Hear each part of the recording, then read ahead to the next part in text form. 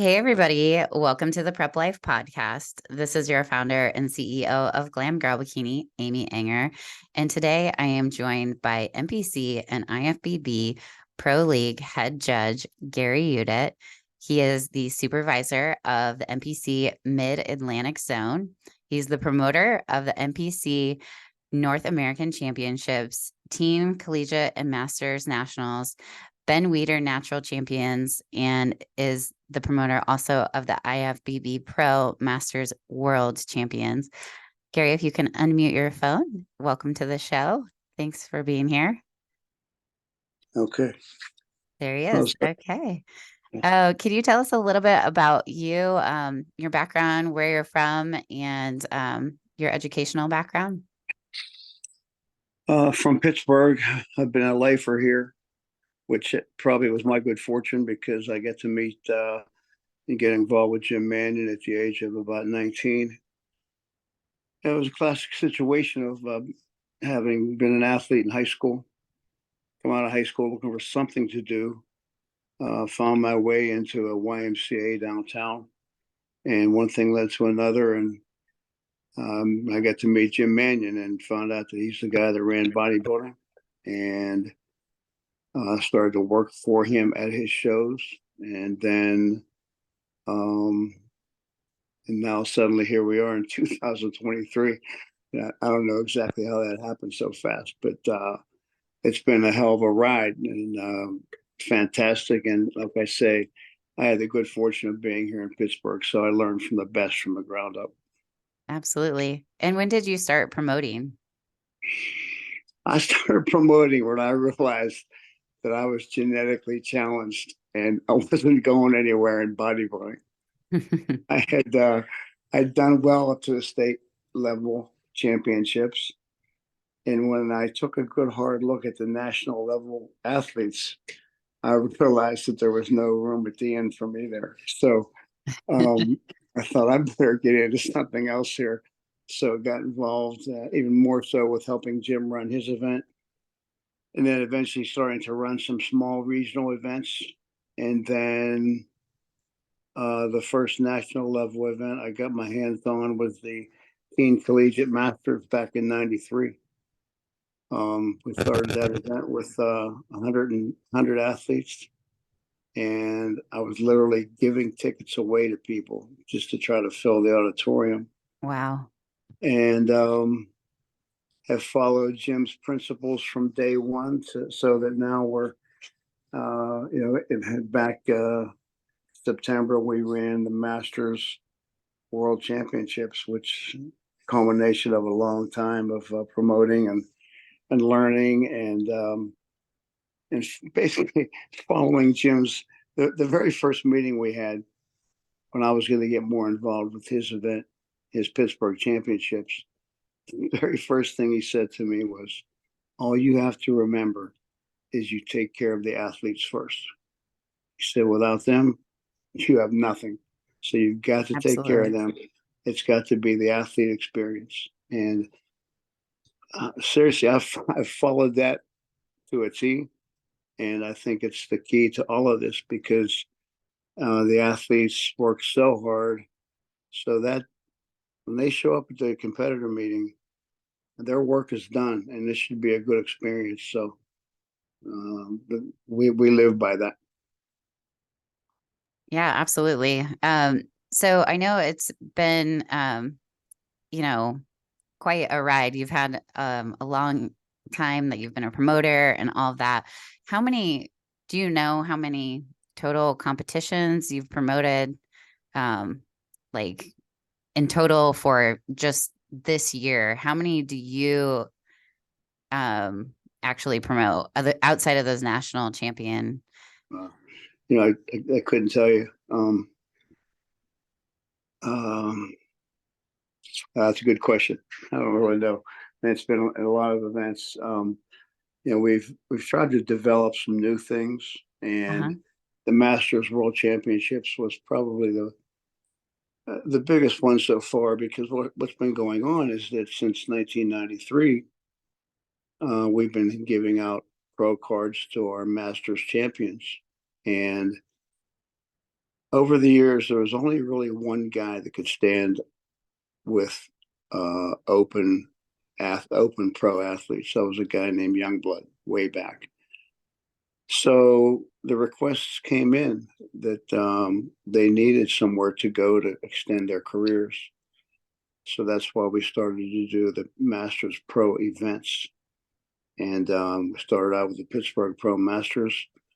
And then a number of other guys picked it up and started doing things. And Tim Gardner and Jack Tatone and the guys on the West Coast, Tamer and Tarek, and all the really good promoters started putting on Masters Pro events because it's a market that was generally untapped. Meanwhile, they just continue to get better because they're training smarter. They've learned so much over the years.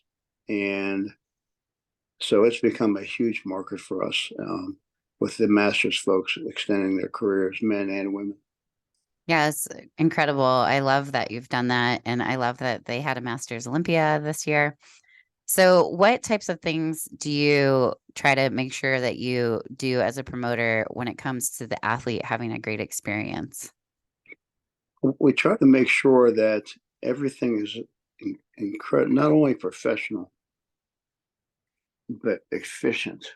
Um, for example, in our check-ins, ideally, I'd like the athlete to be in our check-ins for 5 minutes at the most, Love so that. that our processes our processes work well because I've got the best team frankly, I have the best team in the world. I really don't mind. I love to brag on them because it's a group of people that their only goal that weekend is to run the perfect event for the athletes. And I get accolades relentlessly after the events. You know, you've got the best team in the world. They made it so comfortable for me. Um, I was where I needed to be, but no one yelled at me. Um, and on and on. And I pass it on to our team, but that's the key. So that the other key for us is we always have way more people here working the event than we ever need. I'd rather have people hanging out doing nothing than not have enough people because then you got a situation. And so from the check-ins, which are a breeze for the athletes, all the way through to the last award is handed out. Um, Details. A little OCD goes a long way. That's true. Yeah, it takes a lot. I don't think people really understand what goes into promoting a show until you've actually been there and done it. It's a lot of preparation, a lot of finite details, and you do. I would totally agree that you have the best team in the world. I think your format is the most comfortable. And what inspired you to start doing the text message alerts? I do think that that was a huge game changer that really set you apart when it comes to creating a great experience at the national level. Well, you know, while I get the credit for these shows, the absolute fact fact of the matter is that I couldn't do any of it without my brother Craig.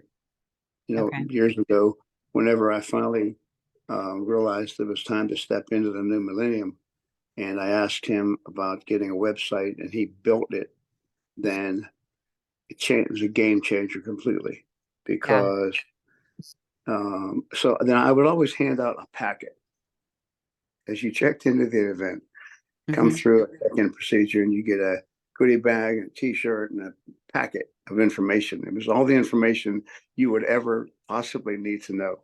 Uh-huh. And then throughout the weekend, people would be asking me questions, and it became very apparent that they weren't reading this information.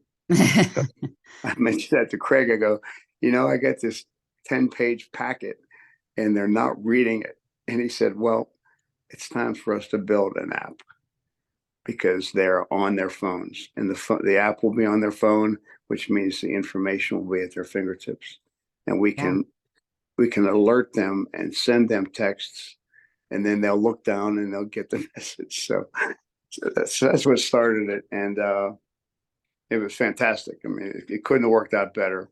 And then now with the advent of the Muscleware software program, that we've got hooked up with. They've got one themselves. So that muscle wear program, something that came out of Canada and by way of Ron Hache and his guy up there, Andrew. But that has been a game changer for promoters, I can tell you, because so many of the things that we used to have to do are suddenly automatically done through muscle wear. So it's a fantastic component. Yeah, I remember having to make those spreadsheets of all the athletes in each of the categories. Okay, so what would you say are the trends that you see coming up for next year in 2024? There will probably be more pro masters events. The fact that Jake Wood put on the Masters Olympia was a home run. Yeah. It's the title, and a couple of people have attempted it in the past, but they've got the brand, they've got it at their fingertips, and obviously they did a fantastic job in Romania. So I think that my guess is that there will probably wind up being some kind of a qualifying program to get in that. Okay. That makes sense. The higher ups will figure that out. That'll be above my pay grade. But I think that's going to probably be a trend. And the general trend of recognizing and doing more for the masters athletes. The next thing that should happen, I don't know that it will. Companies, corporations need to get involved supporting the masters division. These are the people who have the disposable income. They're in that 35 to 60 range, which every corporation wants to hit in every way. Yeah. And one of these days, they're going to realize that those are the events they really need to start to support. I think it's starting to come around. I'm seeing more support for our events because once they realize these people, these are not second-rate athletes. I mean, these masters people are unbelievable. Yeah. If you saw pictures from Romania, if you saw photos from our Masters World Championships, these people blew the judges away. So they are the big. They are not only the next big thing, they are the big thing. It's fantastic. They've learned so much more about training smarter and not training harder to the point that things start to snap. Yeah. And then the other trend that is a guarantee that look out, it's coming to a theater near you is drug tested events. And the NPC. We're going heavy and hard into drug tested events. The culmination of that each year, at least right now, will be the Ben Weider Pro-Am Naturals, NPC, and IFBB Pro League. The beauty of it is that as a drug tested athlete in the NPC, you turn pro if you win. And then we have a pro division also in that contest. The pros who win get Olympia qualification, which is crazy and unheard of. So it's a pot of gold out there. And the people, for instance, the people who compete November 17th and 18th in Alexandria, Virginia, the pros that win will go straight to the 2024 Olympia as an Olympia qualified athlete. So I can tell you, look out. It's going to be fantastic. Tyler's been working hard on putting together the protocols. Anyone who thinks we're not testing, they're in for a rude awakening. I just sent off a whole bunch of tests over the course of the last 2 weeks from events that we had done. And it's no Mickey Mouse stuff. I mean, if you're going to have drug-free shows, you got to have drug tests. And anyone who thinks they're going to skate the test, they'll find out for themselves. Yeah, we saw each other a couple weeks ago or weekends ago at the Natural Kentucky, and that was drug tested. And I'm bringing a bunch of athletes to the Ben Weider. So can you tell us about that process that how you drug test, how that works in the NPC? Well, the protocols for next year are close to being finalized. But what we do is at the Ben Weider, for instance, we'll at the very minimum we'll test all the class winners, and then also random athletes. Okay. Some some in some classes we'll go down and test top two. Um, I mean, why not? Uh, I've got trainers calling me saying, "Hey, I'm sending so and so who's very notable." He goes, "I'm going to show people she's drug free. People think she's not. She's going to come there to pass a test."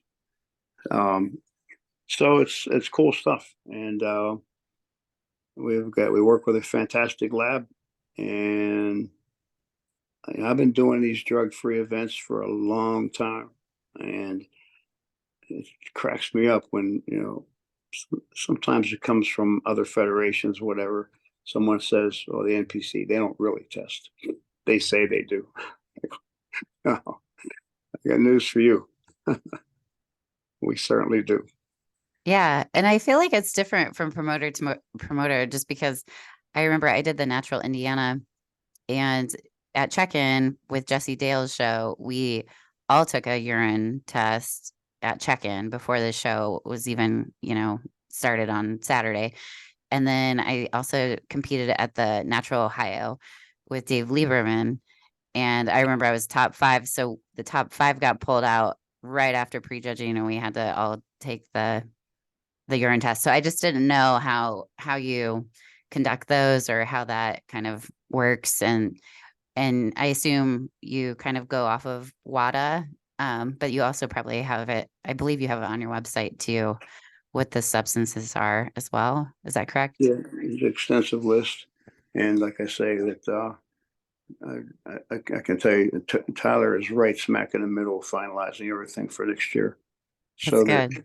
across the world, It's the the, same. the key for us, the key for us is uniformity Yeah, in this sport I agree. on relative to anything.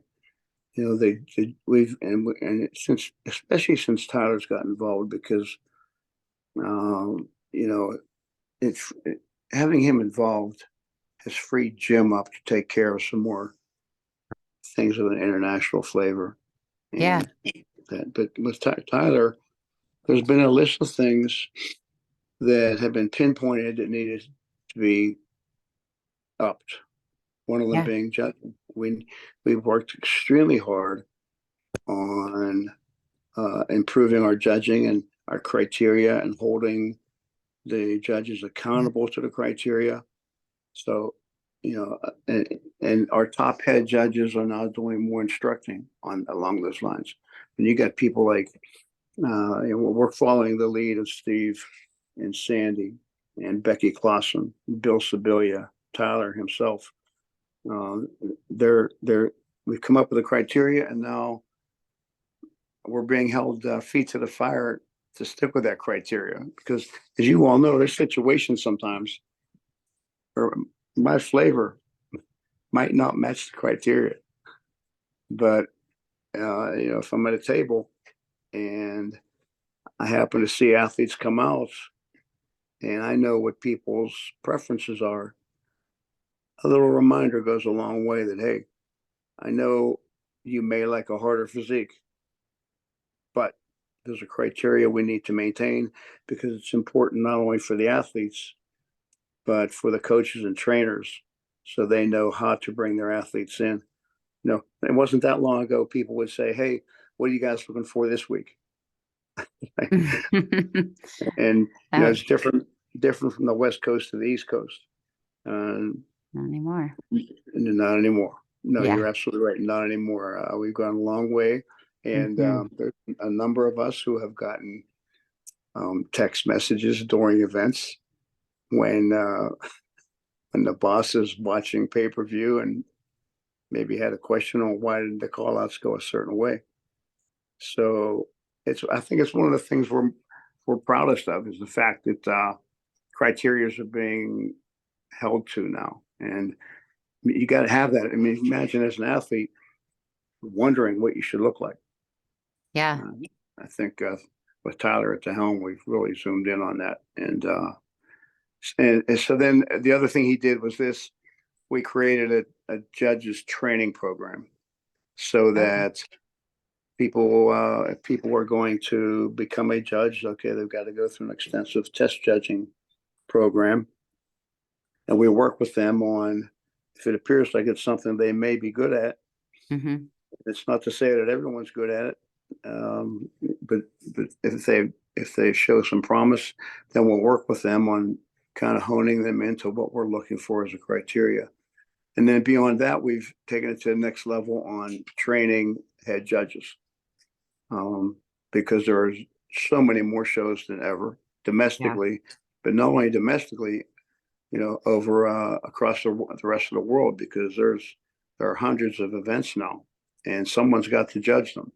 Yeah. And criteria have to be maintained. So there's a training program for everything now. And to Tyler's credit, that with his grandfather leading the way and Tyler making it happen, that our judging is now way better than it's ever been. Absolutely. Yeah. So when did you become a judge? A long, long time ago. Were you a promoter first or were you a judge first, or did they kind of No, both I was a happen at the same time? competitor first, Okay. and then started to get into judging Okay. and then promoting. Okay. And So judging was first. judging was first, and that's what Right. yeah, I know I've said it a couple of times already, but that's the good fortune of being here in Pittsburgh around Jim Mannion Yeah. and the folks that mattered, so that I learned correctly from the very beginning, and Yeah. became a judge, and then as a promoter, regional promoter, and then um, the goal being to move up to another level. And that's when I first started to judge national events with the Masters Nationals, and then I and then after that, the next one was North America, which I have to tell you, I had to fight tooth and nail to get my hands in the North America. Oh, Oh, really? It's oh, such you a have no idea. successful show. It's Well, literally broken the records, right? I it, mean, it is now. However, um, the system, I wouldn't blame any one person, but the system of how they used to run that was different. It okay. jumped from a different city every year, Oh, I didn't know that. Okay. and also a different date every year. So Really? it might be in Jamaica, it might be in What? Windsor, Ontario, Canada. It might be in Really? Detroit. It was literally everywhere and Okay. different dates. And I mean, I don't know much, but I know the success of our events largely rides on same venue, same date every year. People start to get it ingrained in their system. And And I plan learned a for hard it. lesson. I learned a good lesson from an athlete that I trained, um, because I was looking for a new venue for one of our Okay. events. And she said, and I mentioned I said to go look for some venues, and she goes, "Why? Why are you doing that? You got a good venue." I go, "Well, I think the athletes would like a different venue just to break the boredom." She goes, "No, you don't get it. We like familiarity. Yeah. When I go to that Soldiers and Sailors Memorial Hall, I know where the bathroom is. I know where the warm up area is. I know where everything is. It's a comfort zone." So that taught me a lesson right there. So along with same date, um, a lot of times we go same venue now anymore. Yeah, I like that. As a competitor, it's easier to map, and as a coach, you can really just map out someone's prep and kind of, for masters, they basically have beginning of July to, Labor Day is basically like July 4th to Labor Day is like their 3 national shows. So it's nice to be able to kind of know, years in advance. And then I have my Station Square booked, a year before Yeah. in advance Well, because those Jim, rooms. when that North America, unfortunately, very unfortunately, a really nice guy used to run it. His name was Nimrod King. He was a pro bodybuilder in Canada. And the poor guy, he ran a pro show in Toronto, and it didn't go well for him. Financially, it was bad. So the next year, unfortunately, he couldn't run to North America as he was supposed to. And I was training people for that. I thought it was a great title. Yeah. So he had to cancel it completely. The following year, unfortunately, the same thing happened. So I've been torturing Jim Mannion for years. Give me that North America. He'd say, that contest sucks. It never works. Forget it. I tried everything. Well, finally, cut, so many times his timing or the way the moon and the stars are lined up. Yeah. And we were in New Orleans, and he said, okay, he goes, go to Cleveland Monday and find an auditorium. And he goes, you can try the North America. So I did. We had 175 athletes. And it's so funny. I don't know if you know much about Cleveland, but Cleveland is I do. a city of fantastic hotels. What they did not have was much of a convention center, but they had kick-ass hotels. So I was in the Renaissance, and they gave me this little Mickey Mouse auditorium ballroom. They wouldn't give me the big one. They said, "No, you can't have that." So I was in this small room, and had 175 athletes. And back then, only top 5 would pose the finals. So I worked out the numbers and the timing. And I said, Jim, to build this thing up, we should let everyone pose tonight, because the number is the numbers. It'll fit into our time frame. So it's a competitor meeting. Everyone's there. And I said, by the way, everyone's posing tonight. Every phone, I'm on tonight. Get a ticket. There were people hanging from the rafters. Yeah. And the guy came to me midway. He goes, well, clearly you need that big auditorium next year. I go, yeah, my man, I do. So that's what got it going. That's great. 175 to start, and then it just took off from there. That's awesome. Kind of switching gears and circling back to the Ben Weider. Do you know who the head judge will be for the amateurs this year? It'll for the pros, and I suspect, and the amateurs will be Becky Clausen. Okay. Yeah, I was just wondering about that. I was very, very fortunate. I mean, with people being busy as they are, you start to hone in on who you want as that head judge, because it means a lot to the athletes. Mm-hmm. We have a stable of really good head judges. Obviously, some of them stick out. Steve Weinberger, Sandy Williamson, Tyler, obviously. If you can twist his arm to get him at the table. Yeah. It's called. And this past weekend, to give an example, we had Becky Clausen there, and our numbers jumped. And for a first time event, it was really good. And I said to her, she goes, "Well, it looks like you got some good numbers." I go, "Yeah, it's called the Becky bump." What do you mean by that? I go, "Well, there's the Tyler bump, the Bill Sibilia bump, the Becky bump, and the obviously a Sandy and Steve bump. You get them on there, put their picture on that poster, and all of a sudden the trainers start to change their mind about where to send someone." That's right. Yeah. Becky, it'll be Becky there at that event. Yeah, she had wonderful things to say about you, and I had her on the podcast for an interview, and she was very insightful, but she definitely really thanked you a lot about your mentorship and how you kind of trained her up and put her with the best people and trainers to get her to be a good judge. And she had a lot of great things to say about you. She was someone, after her competitive career was over, and she comes from a background in figure. Yeah. And then towards the end, the figure girls were putting on more muscle, so she went into bikini for a while. And then she was done competing. She wanted to do something, so she worked with our A team for a while. Meanwhile, I only agreed to that because she wanted to do it. I mean, I kept thinking, this girl is a judge all day. Just the way she carries herself, the way she's analytical. So when her time as a team expediter, she was him. I said, "Just what do you want to do?" She goes, "I'm not sure." I go, your future is as a judge. So we got her going on that, and she took to it quickly. Not only her experience as a competitor, but being around Sandy a lot, and she would judge next to Tyler, next to Sandy, and you start to pick up a lot of cues and tips. Yeah. And to now that I was lucky to have her at this one on Saturday because she's in high demand. And when I had asked Tyler, I said, "Hey, can I have Becky for that one?" He goes, "Well, I'll have to get back to you because I don't know where else I might have to send her because she's been on some trips to Spain and Italy and even some last minute stuff. So Yeah, everybody wants her at their table." that's awesome. So what would you say were your greatest obstacles over the years that you faced with promoting?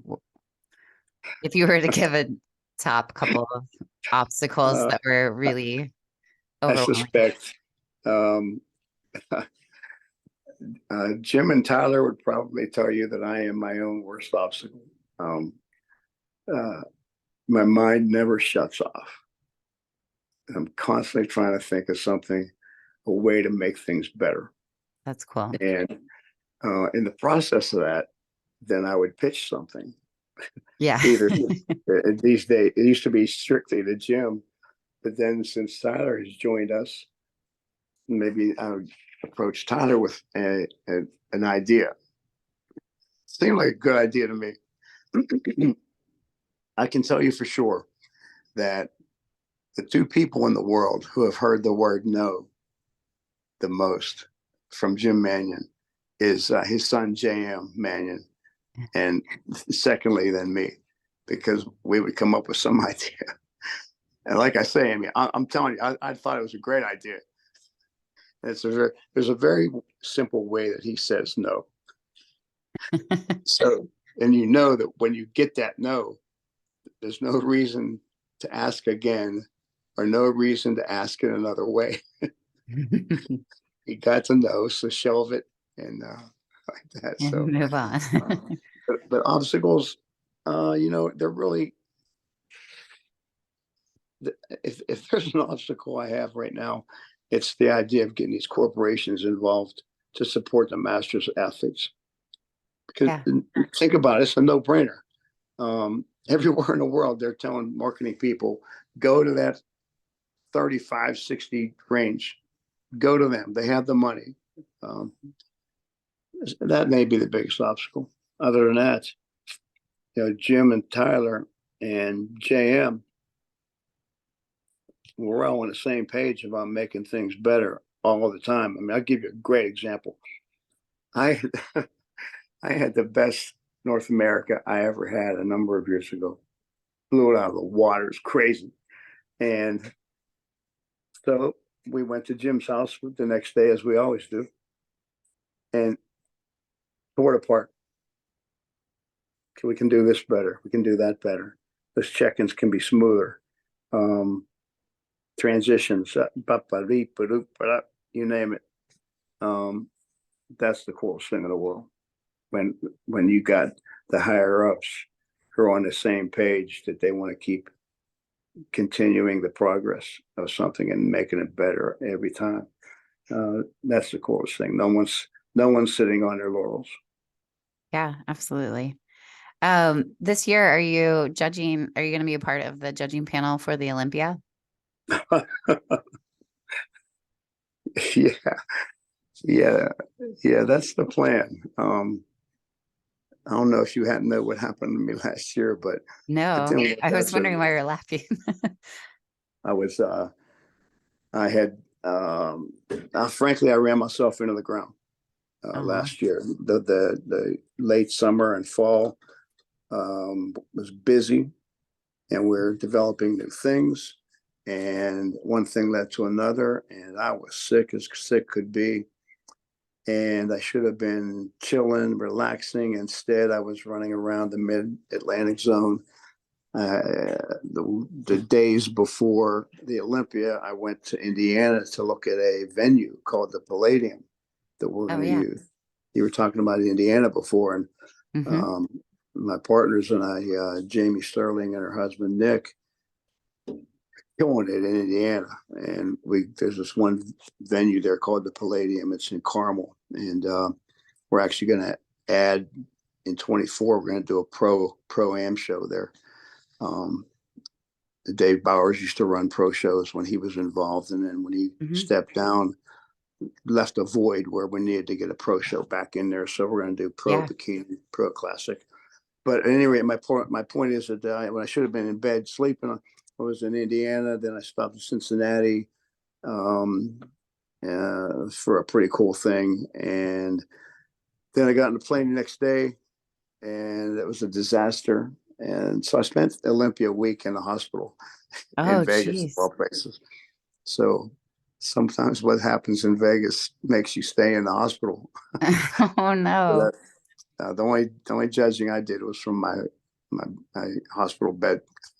Shoot. Well, I'm glad that you're better. I didn't realize that wasn't like a planned question. I didn't realize that you weren't there. Yeah, well, unwell. There weren't too many people. There weren't too many folks who knew. Matter of fact, I told a couple people, I go, you tell everybody there are no visitors allowed here. Yeah, no kidding. It was a disaster. But yes, I'll be back on the panel this year, and we've got taken a team of our people out to assist Tamer and Caden with the production of that thing. And it doesn't get much cooler than when our guys get to work that Olympia. I mean, it's the super duper Super Bowl, and for us, we're back there making it happen, and so it's fantastic. You know, they got that whole Olympia team's pretty cool. So we all work well together. Do you know who's judging the amateur Olympia by chance? No, that's a good question. I don't know, so I probably shouldn't say. I mean, I could guess that it would be. I actually guess that it would be Becky and Bill, but I know they've done it in the past along with the Arnold amateur. But but there's a bunch of other, really good judges available too. People will call me, and I was getting texts about who's going to head judge the North America. I go, well, there's going to be 8 of our top head judges in that room, so I really have no idea. No.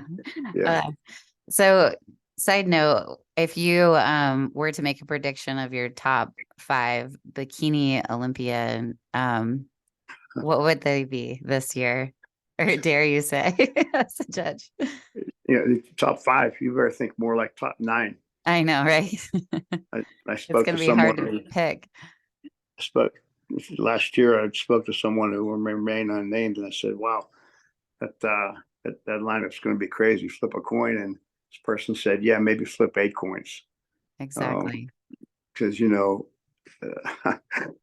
the difference between 1st and 7th isn't much, and even 1st and 10th almost. No lie. I mean, telling you, and the athletes continue to get better. Absolutely. And generally, the girls make it tough because, for the most part, they come in shape. The only difference may be that they've got slightly different shapes, but conditioning, they come in condition. If there's anything we're hoping for, it's that in the men's division, especially in the men's open, because you look at that lineup, and it may be the best lineup of all time if they show up in shape. Okay. And don't overthink it, and don't screw it up, guys. Just be at your best. So can you magnificent set of athletes there. Yeah. Can you just kind of educate the listeners on how it's different for you as judges when you judge a national show versus a pro show? I mean, how does that, obviously you've said that, it's like splitting hairs. They're so well, I'll tell you the truth. The fact of the matter is, it's harder to judge the novice division at the Kentucky Bluegrass this past weekend than it is to judge either the national championships or the Olympia. Okay. Can you tell us the difference there? Because of the disparity. at the Kentucky Bluegrass this past weekend and every other regional event across the country that took place. We have a criteria we're looking for. However, at the regional events, who among us has that criteria nailed down? Not that many people. They've got a couple good body parts, maybe one or two. Then the question is, okay, this person is long and lean. This one's short and a little more stout. What do we do here? And we do our best, and we have an odd number of judges, and we figure it out.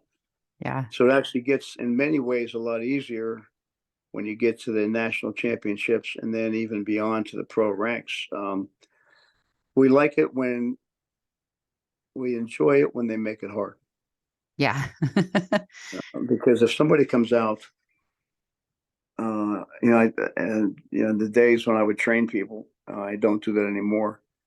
The only thing I do now is maybe posing, some assistance with posing. But in the days, I said the goal is you walk out, and they start trying to decide where they're going to eat lunch.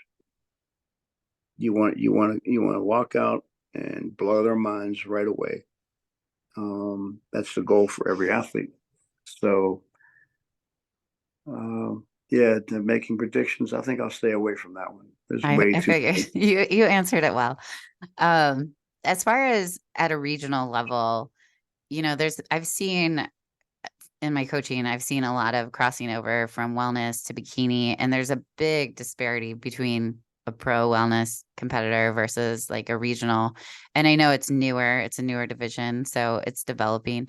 But what are some like key factors that really, kind of separate? What's the line there? I mean, that There was a girl who came up to us after her wellness division on Saturday in Louisville. Yeah. And she had a nice look, and she said, "You have a minute? Can you tell me where I belong? Bikini or wellness?" Yeah. That particular day, October 7th, she was wellness because of the way her glutes were and her hips and the size of her quads. However, she's looking at getting into the nationals, which is another how many weeks away. And a lot of changes can be made by then. So I said, "Well, you're wellness today." And Bill said, "You'll be bikini by December." Yeah. So I said to her, "The question here for you is this." She said, "I think I'm destined to be wellness down the road." I said, "I agree." So the question is, I'm a big picture guy. How are you with that, Amy? Are you looking for what's happening in the present tense, or are you looking down the road for when they'll be at their best?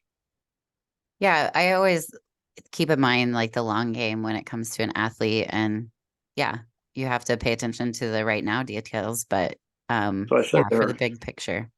I said, "No, here's the deal. Right now, you look like wellness, but like Bill said, you probably trimmed down correctly, and you're bikini. But if in fact your future is in wellness, maybe you should shut everything down right now and begin now in your quest to be a good wellness athlete." Yeah, and building. Instead of blowing these 8 weeks getting ready for the nationals, which you may or may not be suited for. There's girls out there that are bikini girls, and they're getting ready, and you're gonna hope that you can turn into one. Yeah, you got decisions to make.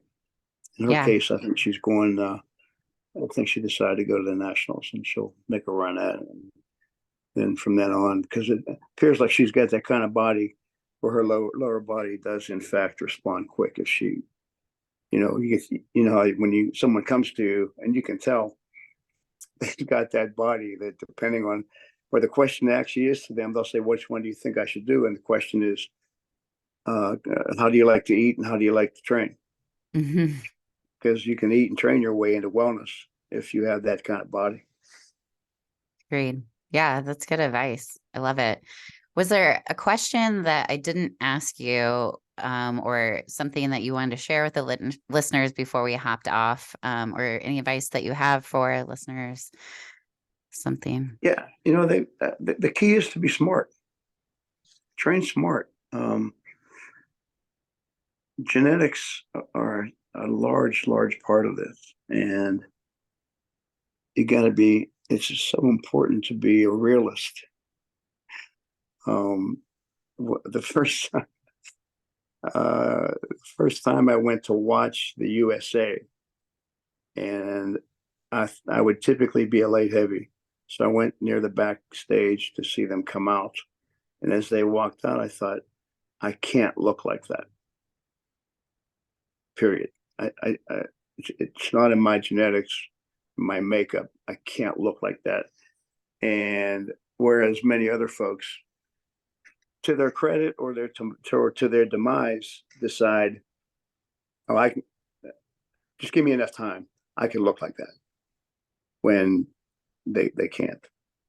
So it's so important to be real about this. And they've got to have balance in their life. This is a cool sport. I love it. But can't get in the way of a life. So that's my advice to athletes. Love it. Really good. So if people wanted to reach out to you or thank you for the episode, what are some good ways that they can reach you? They can go to my website, GaryUdit.com. It's got my email, it's got my cell phone.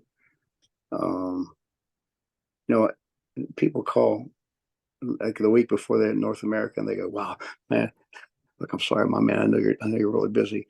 And I go, well, actually I'm not, because a lot of the stuff for the shows, I'm already working on things for Jim Mannion's contest next year Yeah. in May, and get ahead of it, because there are predictable things I can do now so that a week out from his show, when something goes sideways, I can easily deal with it.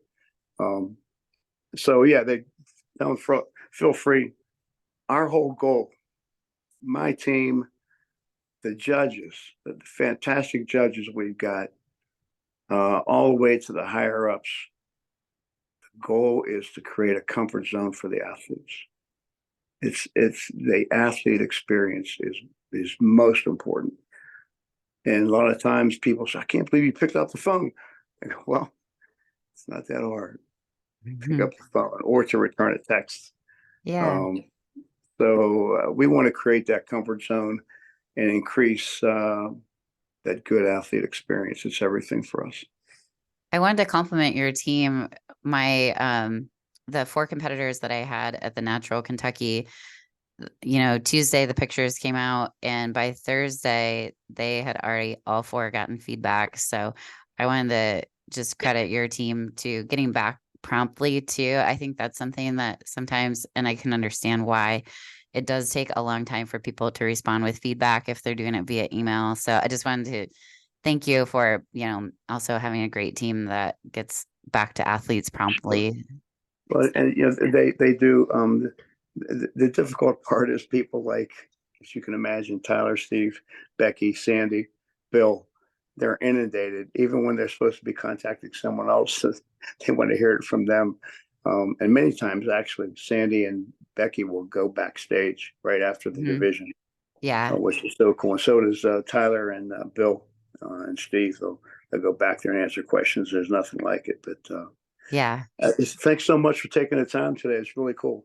Yeah, I really appreciate you coming on. And if you would like to tag us on your story, you can find us on Instagram at Prep Life Podcast or at Glam Girl Bikini.